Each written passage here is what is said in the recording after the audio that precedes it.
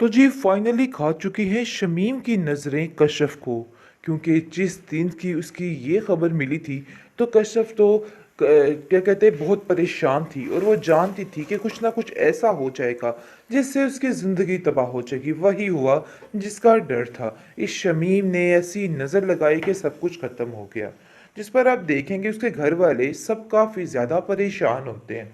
आप देखेंगे कि अब्दुल बारी कहता है कि मेरी बहन बिल्कुल सही कहती थी, लेकिन तुमने उसकी एक नहीं सुनी और तुम्हें ऐसा लगता रहा कि जैसे वो ही ज़माने भर की गलत है और तुम ही सिर्फ ठीक हो। देखो ये हरकतें छोड़ दो, अभी भी अगर तुम बाज ना आई तो बहुत बड़ी खता खाओगी और ये बात तुम्हें भी अंदाज़ा नहीं है, और जब तुम्हें पता चलेगा तो फिर तुम्हें समझ आएगी। देखो वो बड़ी हैं तुमसे, जिस पर कश्यप कहती है कि इसी बात का तो मुझे डर है कि वो मुझसे बड़ी हैं। आखिर ऐसा क्या हो गया है जिसकी वजह से मुझे सारा ब्लेम किया जा रहा है? इन सब चीज़ों में मेरी कोई भी गलती नहीं है। इस शमीम आपा की स्ट्रेस की वजह से ही ये सब कुछ हुआ है। शायद आप लोग ये बात नहीं जानते हैं, लेकिन मुझे अंदाज़ा है कि ये सब कुछ क्या हो रहा है। लेकिन हम देखेंगे कि जुलेखा कहती है कश्यप को कि तुम्हें अब ज़रा हिम्मत से काम लेना होगा। देखो तुम्हें अगर शमीम जो कुछ कहती है उसकी बात को मान लिया करो। ऐसा ना हो कि कल कला कोई मसला बन जाए और सारी बात जो है वो तुम्हारे ऊपर आ जाए, और मैं ऐसा हरगिज़ नहीं चाहती हूँ कि कोई भी ऐसा मसला बने। इसलिए अपने घर को पूरे तरीके से बचाने की कोशिश करो।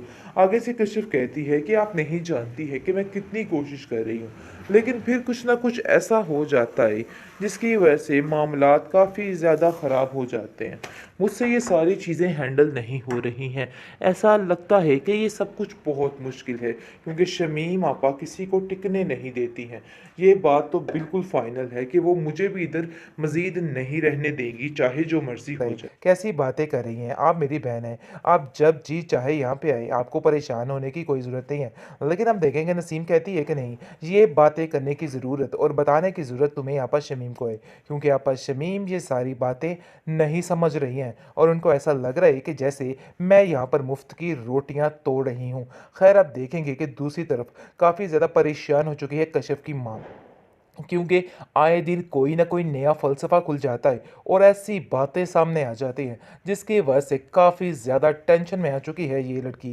लेकिन कश्यप को समझाती है कि कश्यप अपनी चिक-चिक बंद करो, तुम्हारी भी बहुत लंबी ज़ुबान है, तुम्हें अपनी ज़ुबान को थोड़ा अंदर रखना होगा, क्योंकि मुझे लग रहा है कि तुम जो कुछ कर रही हो तुम्हारी ज़ुबान का किया धरा है।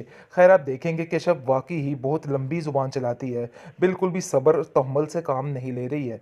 लेकिन कश्यप अभी भी ज़िद पर अटकी वही, वही की वही सरिये की तरह खड़ी है और कहती है कि मुझे किसी की कोई बात से फ़र्क नहीं पड़ता है, मैं अभी भी अपनी ही मनमानी करूँगी। यानी कि जो कुछ भी है, सारा कुछ सामने आ भी चुका, लेकिन फिर भी उसको कुछ भी फ़र्क नहीं पड़ा है।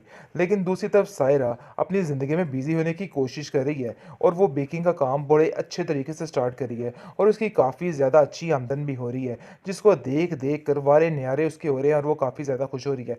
और सोच रही है कि देखो जो मैं चाहती थी वही हुआ, यानी कि मेरा ड्रीम पूरा हो चुका है, क्योंकि वो चाहती ही ये थी कि वो इंडिपेंडेंट बन जाए और ऐसा ही हुआ।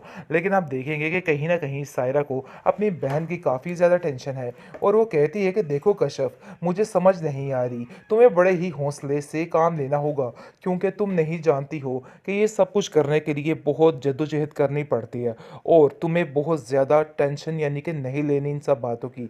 जो होना था सो हो गया है। लेकिन शमीम आपा भी चैन सुकून से बैठने वाली नहीं है और वो उसको साफ-साफ कह देती है कि मेरी बात याद रखना कि मैं जो चाहती हूँ वही होगा। शमीम की तो सुनी गई, क्योंकि शमीम को बहाना मिल चुका है और वो बहुत ज़्यादा खुश होगी जब उसको पता चलेगा कि कश्यप की ये हालत हुई है, क्योंकि वो पहले ही मना करती थी और इस चीज़ के खिलाफ थी कि ये कश्यप यूनिवर्सिटी नहीं जाए।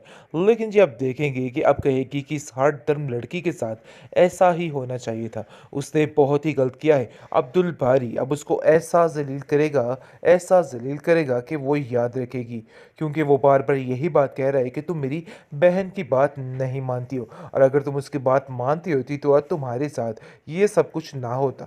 खैर आप देखेंगे कि कशिफ कहती है कि मेरा इन सब चीज़ों में कोई भी कसूर नहीं है। आखिर ये क्या मामला है और क्या कुछ हो रहा है? मुझे तो कुछ समझ नहीं आ रहा है। खैर आप लोगों को मेरी वजह से परेशान होने की कोई भी ज़रूरत नहीं है और ना ही किसी किस्म की फ़िक्र करने की ज़रूरत। लेकिन आप देखेंगे कि शमीम को मौका मिल चुका है और वो काफ़ी ज़्यादा खुश है और कहती है कि देखो, जो मैं चाहती थी वही हो गया है और मुझे कुछ करने की ज़रूरत भी नहीं पड़ी है। खैर अब देखेंगे जी, बहुत ज़्यादा कश्यप जो है परेशान है, लेकिन उसकी माँ उसको हौसला देती है और कहती है कि कश्यप तुम परेशान मत होना, हम सब तुम्हारे साथ हैं। इन सब चीज़ों में तुम्हारा कोई भी कसूर नहीं है। अगर तुम्हारी जगह कोई भी होता तो ऐसा ही करता। इसलिए इन बातों को लेके परेशान मत होना।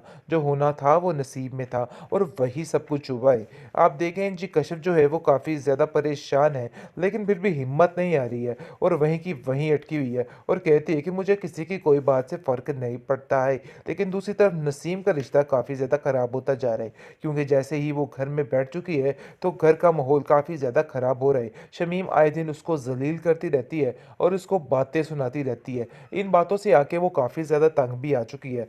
लेकिन आप देखेंगे वो अपने भाई के पास आती है और आके कहती है कि देखो शमीम से साफ-साफ तुम कह दो कि तुम्हें हमारे यहाँ पे रहने से कोई भी मसला नहीं है। लेकिन अब्दुल बारी भी कहता है कि बाजी, मुझे यहाँ पर आपके रहने से क्या मसला हो सकता है? कैसी बातें कर रही हैं? आप मेरी बहन हैं। आप जब जी चाहे यहाँ पे आइए, आपको परेशान होने की कोई ज़रूरत नहीं है।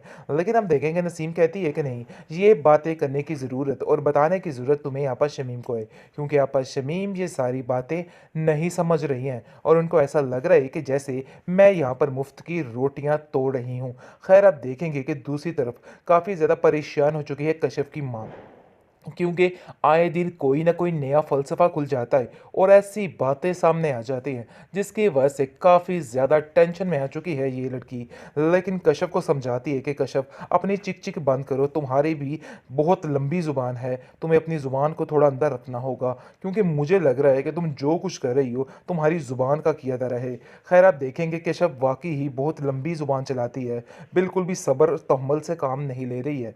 लेकिन कश्यप अभी भी ज़िद पर अटकी वही, वही की वही सरिये की तरह खड़ी है और कहती है कि मुझे किसी की कोई बात से फ़र्क नहीं पड़ता है, मैं अभी भी अपनी ही मनमानी करूँगी।